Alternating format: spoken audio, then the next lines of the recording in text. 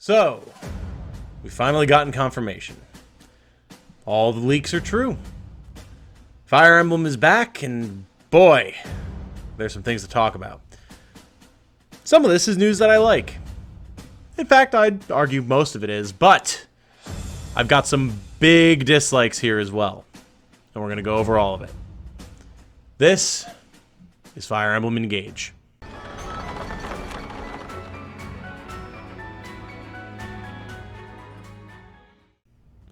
Hello everyone, my name is Tom, otherwise known as Titanium Legman.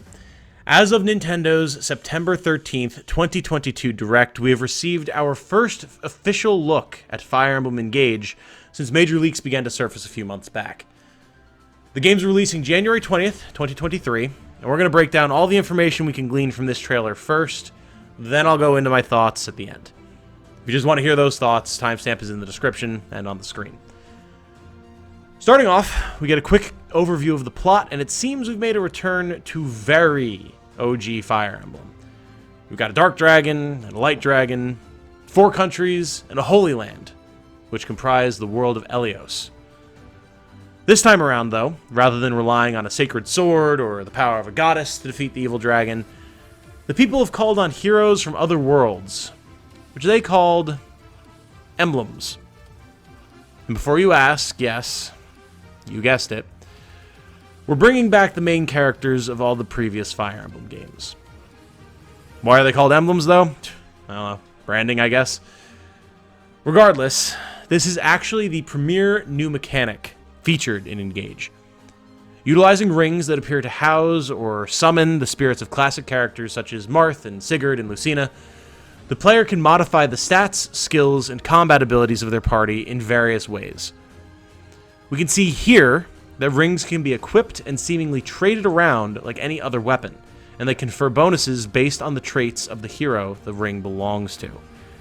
Here, Marth grants main character Allier bonuses to strength, dexterity, and speed, all of which do fall in line with Marth's own characteristics in his games. We can also see that Marth has his own weapon, the Rapier, as well as skills that are listed separately from Allier's. In combat, the equipped hero attacks alongside the main character, although it's unclear at this time if they can make their own attacks as well, or if this is just a purely visual representation of the boosts that they provide to the main unit in the pair. During this sequence, the forecast indicates that 3 attacks will be made. 1 for 13 damage, 1 for 6, and then another for 13, but the shot cuts away before we're able to see how that plays out. In any case, this does appear to be an evolution of the pair-up mechanic that we first saw in Awakening and Fates, and which morphed into the adjutant system in 3 Houses. What other elements of those older systems still remain, if any, is yet to be seen. Characters will be able to form bonds with their emblems. I imagine this may function similarly to the famous support system of Fire Emblem history, but what impact it will have is unknown. There is a bond effects menu that is accessible via the ZR trigger, but we do not get to see it. We do, though, see that Allier has a bond level of 6 with Marth, while cavalry unit Alfred has a bond of 1 with Sigurd. Make of that what you will, but seeing as how Alfred seems to get a smaller stat boost than Allier does, I imagine that higher stats will be at least one benefit of leveling up these bonds. Bond level appears to not be the only point of consideration when equipping emblems.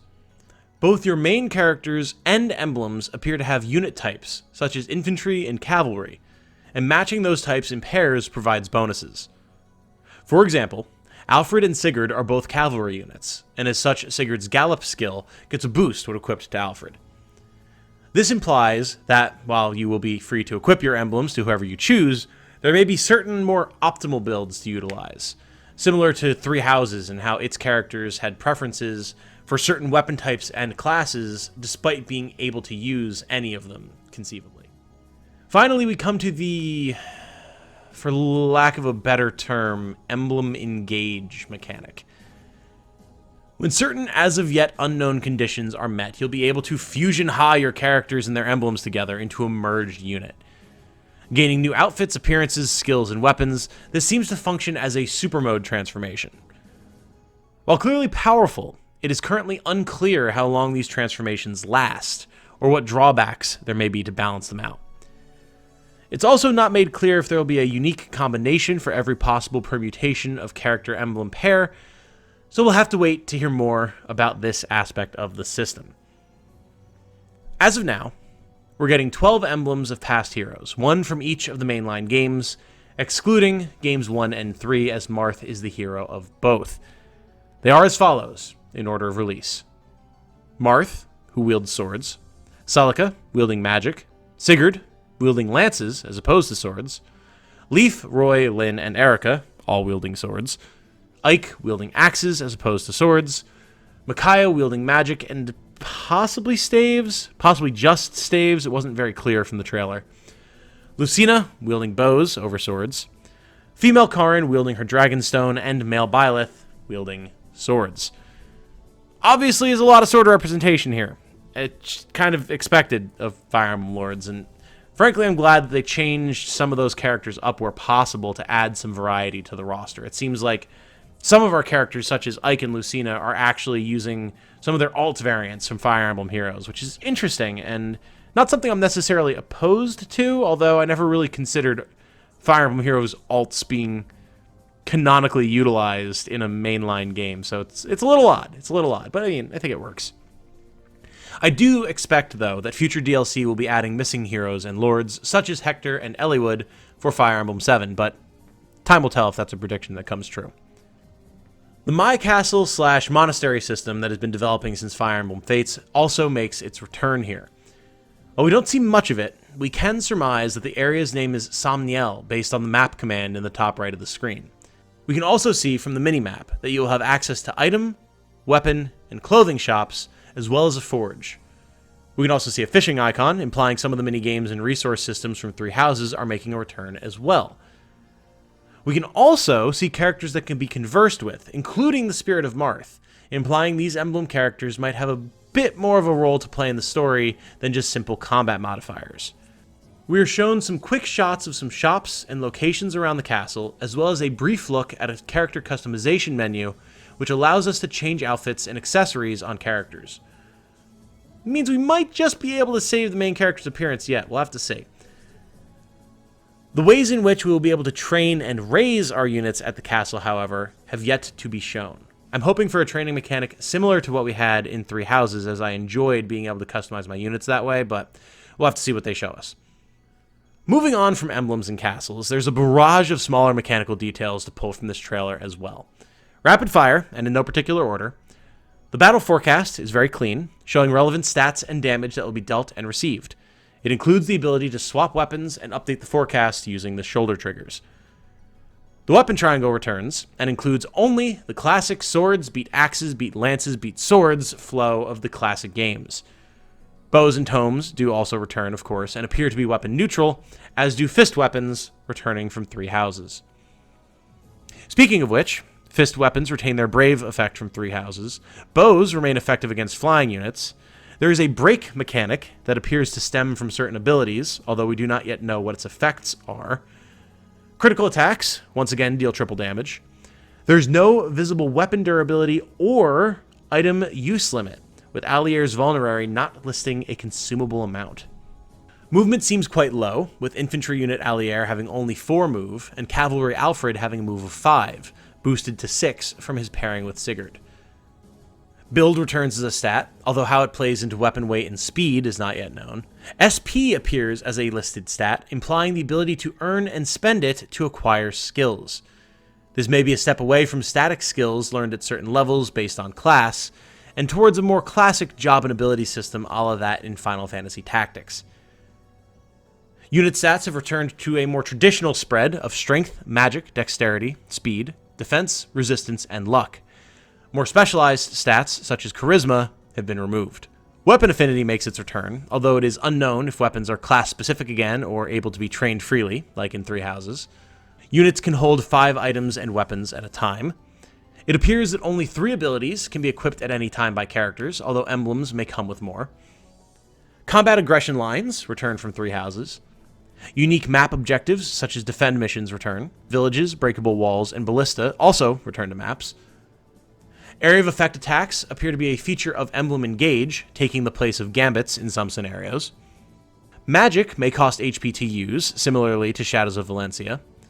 And finally, alternative forms of movement exist, with a combined Celica unit teleporting to within 2 spaces of enemy units, but being unable to move anywhere else. If this is an ability or a feature specific to this combined unit is unclear. And that's the major mechanical info.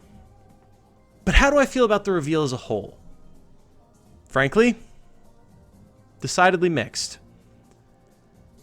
My knee-jerk reaction was very negative, as you can probably hear in my stream VOD. I was aware of the design of our as-of-yet unnamed female main character, affectionately dubbed Toothpaste Chan since the leaks months ago, and I was fervently hoping to learn that said leaks were fake. Seeing that they weren't was disheartening. Of course, I'm not alone, with a lot of the discussion around the game right now centering around the art style and character designs, as it often is, just after a reveal, but normally, I'm one of the ones who speaks in defense of the art, even when others don't. Not as much this time.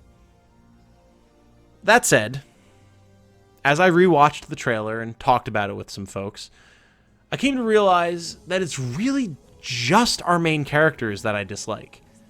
The rest of the cast thus far looks pretty good, and honestly far more representative of Fire Emblem's unique, more grounded in reality style than the main characters are. There are a few exceptions, but at this point, my main issue is our fluoride-scented friends. As far as the emblem mechanic is concerned, I'm still lukewarm on that as well. To me, it's kind of a weak approach to lean on the legacy of the past when introducing a new title in a long-running series. It just makes it feel like the writers and designers ran out of ideas and needed something that they could work with. Prior to this, each entry in the series has stood on its own 2 feet, based itself in new characters and concepts, and fleshed them out in a satisfying way. Even for the games that were sequels to a previous game, they still were excellent standalone experiences, with new characters and exploring new aspects of the world that the previous game just hadn't had room for. Here, I'm concerned that the existence of these legendary heroes displaced in time will distract from this new world and its new characters. The characters that, as players, we want to get to know and experience. The characters that we want to raise as a part of our army and worry about losing if we're in a bad position. But with these fan-favorite heroes, I don't know if people are going to care as much about the new kids on the block. I don't know. We have to see, but as a longtime fan of the series and the stories that Fire Emblem has brought to the table, it concerns me. That said, mechanically, I do like the system. It can make for some very interesting tactical decision-making and character customization, and frankly, it is nice to see old favorites with new art back in the action. I've also heard rumblings from leaks that this game was meant as a 30th anniversary release last year, which would go a long way in explaining the inclusion of past heroes, and if I'm being honest, it would help me see it more positively. Most importantly to me, though, the core spirit of Fire Emblem is clearly alive in Engage. The return of the weapon triangle, the paring down of movement and simplification of stats, the continuation of unique map objectives and points of interest, it all tickles that exact nerve that FE struck with me when I played Sacred Stones so many years ago. I like the characters, and I like the skills we've seen thus far. I can't wait to see how the castle system has been fleshed out, to learn more about how we can build our armies and raise our individual units, how we can customize things. Frankly, the only thing that's a little too Fire Emblem is what seems like it's going to be a fairly generic plot, but it's also kind of impossible to fully judge a plot based off of like a 3-minute trailer. So, yeah, gonna have to wait and see. All told, I am still excited. I'm missing the sweeping orchestral scores of Fates and Three Houses. I crave the morally gray, grounded seriousness that we've seen so often before from Jugdral and Tellius and Fodlan, but at the end of the day, this is still Fire Emblem. And there's still a lot of time to see some exciting reveals about the game before its release. I'll be covering those reveals, any and all of them, prior to launch, so consider subscribing if you want to be part of that conversation, and check out my Patreon if you're feeling generous and want to help out a small creator. Again, my name is Tom, otherwise known as Titanium Legman. Have a good night.